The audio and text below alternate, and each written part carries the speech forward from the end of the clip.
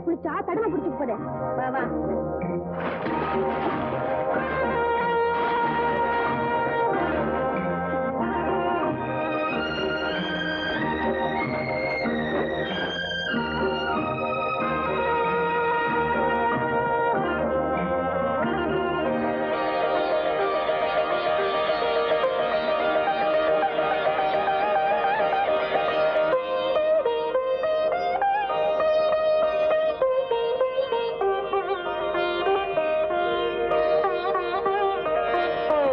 லட்சுமி, இத வந்துட்டேன்.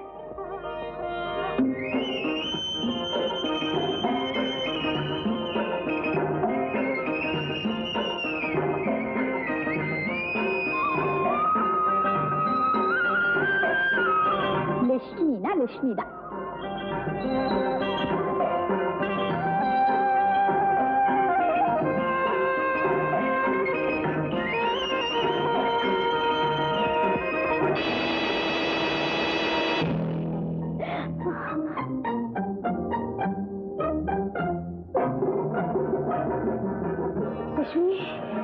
நீ மட்டும் என்ன முட்டி தள்ளலைன்னா இந்த மட்டை என் மண்டையில விழுந்து என்ன ஆயிருக்குமோ.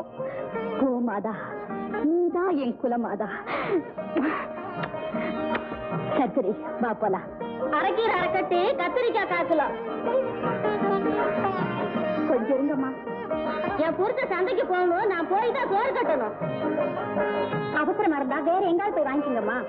ஏம்மா, வியாபாரத்துக்கு கடை வச்சிருக்கிறியா இல்ல அழகுக்கு கடை வச்சிருக்கிறியா? இப்படி கோவிச்சுக்காதீங்கம்மா.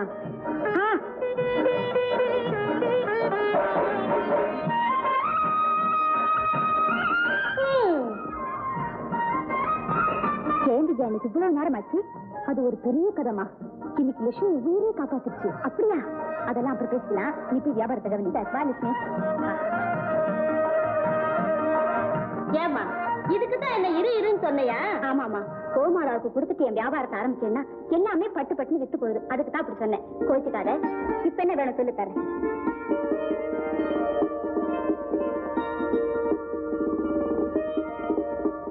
அண்ணே அண்ணே, சுமதிக்கு எப்படின்னு இருக்கு? ஒருவேளை மருந்து கூட ஒழுங்கா குடிக்க மாட்டேங்கிறாமா. காய்ச்சல் இறங்கவே இல்லை. அப்படியா? நான் வந்து அவளை மருந்து குடிக்க வைக்கிறேன். லட்சுமி, நீ வீட்டுக்கு போ, நான் வந்துடுறேன்.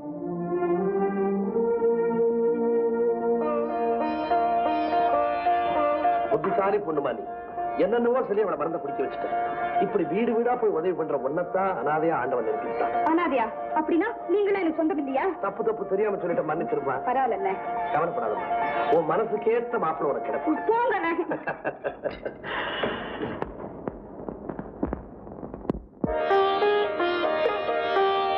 நான் சாப்பிட்டா பிசான் பண்ணேன். அதான் சாப்பிடுங்க. நீ சாப்பிடு.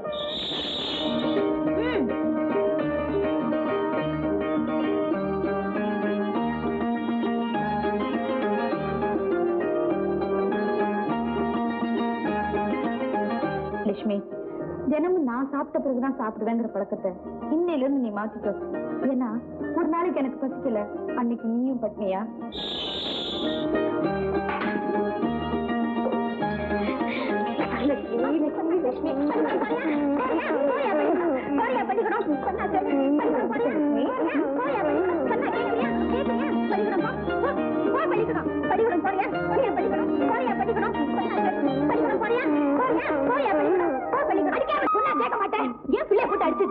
தங்கச்சி பள்ளிக்கூடத்துக்கு தனியா போக மாட்டானா? துணைக்கு வாங்க தொந்தரவு கொடுக்கறான். இத்தனை நாள் எப்படி போயிட்டு இருந்தா? 10 பிள்ளைங்களோட போயிட்டு இருந்தான். இன்னைக்கு தூங்கிட்டான்.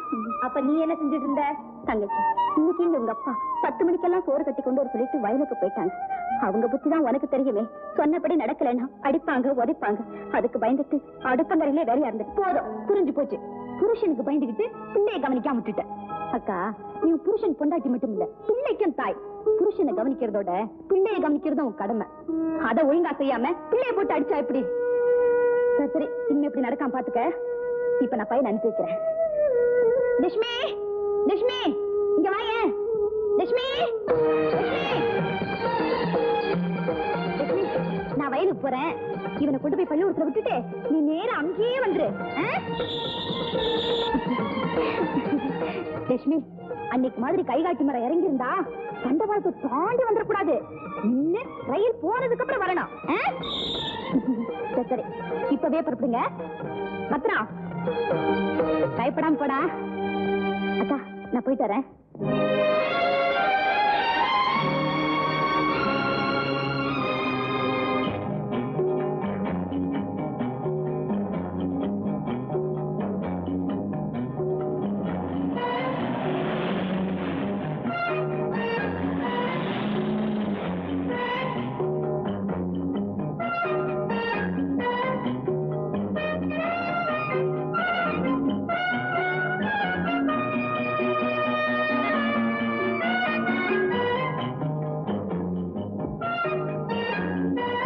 நீ போ லட்சுமி, விஜயாக்கா உனக்காக வயல்ல காத்துக்கிட்டு இருக்கு.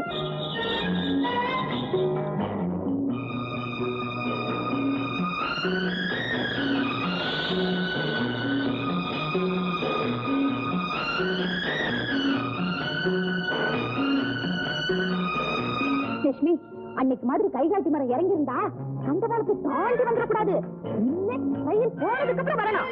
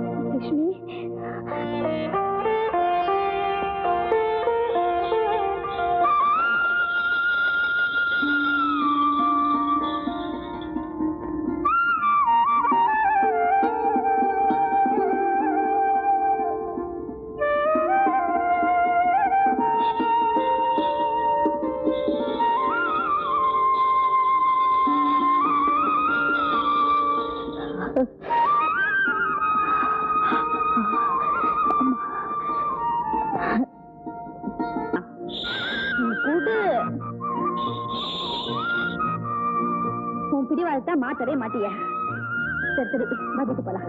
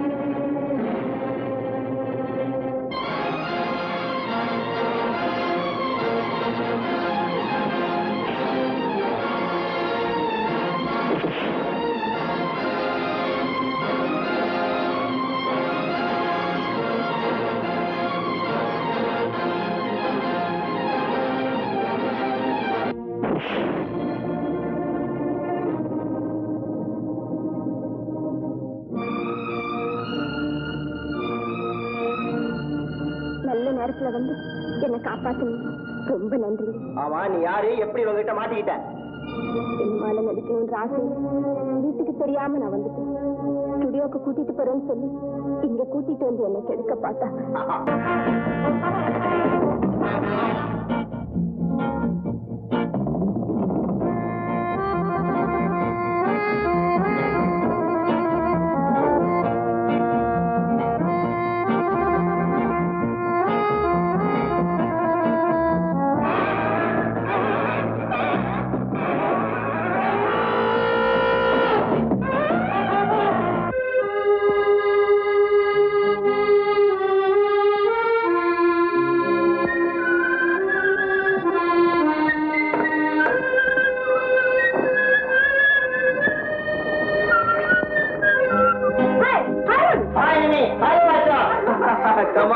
Come on. How are you? Dance. How are you going? நீங்க தப்பா நினைக்க கூடாது.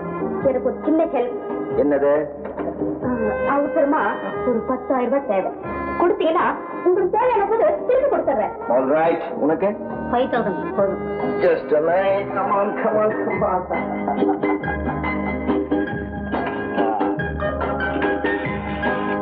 Hello. Operator. நான் அருண் பேசுறேன். Room number 45. ஆமா, ஒரு ட்ரங்க் கால் ஒன்று புக் பண்ணுங்க. Yes, Solaiyur number 34. Yes, urgent call please.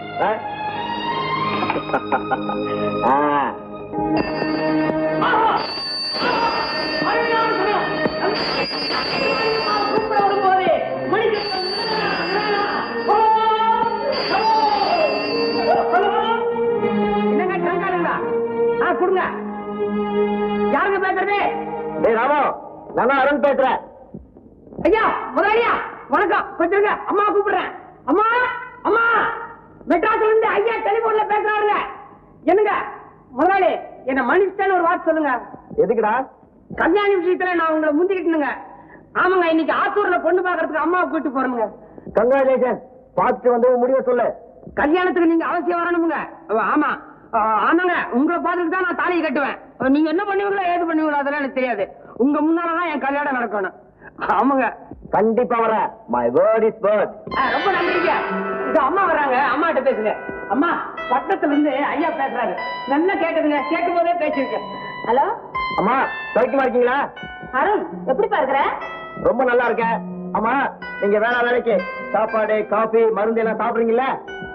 ஒழுங்கா சாப்பிட்டு தாப்பா இருக்கிறேன். ஆமா, உன் வியாபாரம் எல்லாம்? அது ஏமா கேக்குறீங்க? ஆஃபர் மேல ஆஃபர் போட்டி போட்டுட்டு மேல வந்து மோதுறாங்க. நான் தான் எதை முடிக்கிறதுன்னு தெரியாம ஒரேடியா திணறிட்டு இருக்கேன். உன் மனசுக்கு எது நல்லதுன்னு படுதோ அதை செய்ப்பா. என்னங்க மேனேஜர் ஐயா, இவ்வளவு நேரம் கழிச்சு வர்றீங்க? குழந்தைக்கு உடம்பு சரியில்லை ராமு. கொஞ்சம் பேசாம இருங்களேன். ஐயா. அருண், என்னப்பா சொன்ன? பணமா? ஆமாமா, எனக்கு அவசரமா ஒரு 25,000 ரூபாய் தேவைப்படுது. அனுப்பிச்சு வைங்களேன். 10 நாளைக்கு முன்னால தானே 50,000 ரூபாய் அனுப்பிச்சு வச்சேன். அம்மா, ஊரை விட்டு புறப்படும் போது 1-2 ஏஜென்சி எடுத்தா போதும் நினைச்சேன். ஆனா இங்க நிறைய கிடைக்கும் போது விட்டுட முடியுமா என்ன? அப்படியா? சரி, உடனே அனுப்பி வைக்கிறேன்ப்பா. வச்சுட்டுமா? கல்யாணத்துக்கு அவசியம் வரணும்னு சொல்லுங்க. அருண், ராமு கல்யாணத்துக்கு நீ கண்டிப்பா வரணும்னு ஞாபகப்படுத்த சொல்றேன்ப்பா. அவசியம் வரேன்னு சொல்லுங்க. வச்சிருங்கம்மா. வணக்கம்மா. பேசும்போது சத்தம் போடாதுன்னு உனக்கு எத்தனை தடவை சொல்லி இருக்கிறேன். தப்பு தாங்க. ஊருக்கு போறோம்னு மேனேஜருக்கு தெரியுமில்ல. இவ்வளவு லேட்டா வர்றாரு, ஏன்னு கேளுங்க. சரி மேனேஜர், அருணுக்கு 25,000 ரூபாய் பணம் வேணுமா? உடனே அனுப்பி வச்சிருங்க. ஆகட்டும்மா. இருந்தாலும் இப்படி அடிக்கடி பணம் அனுப்புறது எனக்கு என்னமோ அவ்வளவு நல்லதா தெரியலம்மா. மேனேஜர், அருண் இங்க இருந்தப்போ எத்தனை பொண்ணுங்க வந்து என்னை கையப்பிடிச்சு இழுத்தான், கலாட்டா பண்ணான்னு குறை சொல்லி அழுதாங்க. அதெல்லாம் கேட்டு பொறுக்க முடியாம தானே அவன் வியாபாரத்துக்கு பட்டணத்துக்கு போறேன்னு சொன்னதும் சரின்னு சொல்லி ஒத்துக்கிட்டோம். ஏன், இங்க வேலை வெட்டி இல்லாம சும்மா இருக்கிறதுனாலதான் இப்படி எல்லாம் செய்யறான். ஏதாவது ஒரு தொழில பொறுப்பா கொடுத்தோம்னா கவனிச்சுக்குவான், திருநீர்வான்னு நம்பித்தானே அனுப்பணும். அது வீண் போகல. பாத்தீங்களா? உண்மைதாங்க. என் கல்யாணத்தை பத்தி சொன்னப்போ கண்டிப்பா வர்றேன்னு எவ்வளவு பொறுப்பா சொன்னார் தெரியுங்களா? அவர் பேச்சே மாறி போச்சுங்க. அது மட்டும் இல்ல மேனேஜர், என்ன வேலைக்கு காபி டிபன் சாப்பாடு மருந்தெல்லாம் சாப்பிட்டீங்களான்னு எவ்வளவு பிரியமா கேட்டான் தெரியுங்களா? அவன் திருந்திட்டாங்கிறதுக்கு இது ஒண்ணு போதாது. உங்க நம்பிக்கை வீண் போக கூடாதுன்னு தான் நான் கடவுளையெல்லாம் வேண்டிக்கிறேம்மா. நீங்க ரொம்ப சந்தேகப்படுவீங்க. கொஞ்சம் பொறுங்க, அவனுக்கு ஒரு கால் கட்டியும் போட்டுறேன். கல்யாணம் ஆயிட்டா எப்பேற்பட்டவனு திருந்திடுவான். தெரியுமில்ல? தெரியும்மா, தெரியும். ஆனா என்ன ஆனா எழுத அம்மா தான் சொல்றாங்கல்ல, புறவன பிள்ளைங்களை பெத்தவங்களோட மத்தவங்க இடம் போட்டுற முடியுமா? சொன்னது செய்யுங்களேன். அம்மா, காரும் டிரைவரும் காத்துட்டு இருக்காங்க. இருக்கட்டுமே, நான் வேற காத்துட்டு இருக்கேன். இரு. அந்த ஆத்தூர்காரங்க அவங்க என்ன பாவம் பண்ணாங்க, அவங்களும் காத்துட்டு இருக்காங்க. அப்படி சொல்லாம ஏன்டா சுத்தி வளைக்கிற? சரி சரி வா வா. மேனேஜர், மறக்காம இன்னைக்கே பணத்தை அனுப்பிச்சுங்க. சரிம்மா. கடுகளவு நல்ல குணம் இருந்தாலும் அதுவே பெரிய கடலா தெரியுது. உங்க மேல தப்பு இல்லம்மா. தாய் குலத்துடைய தலையெழுத்து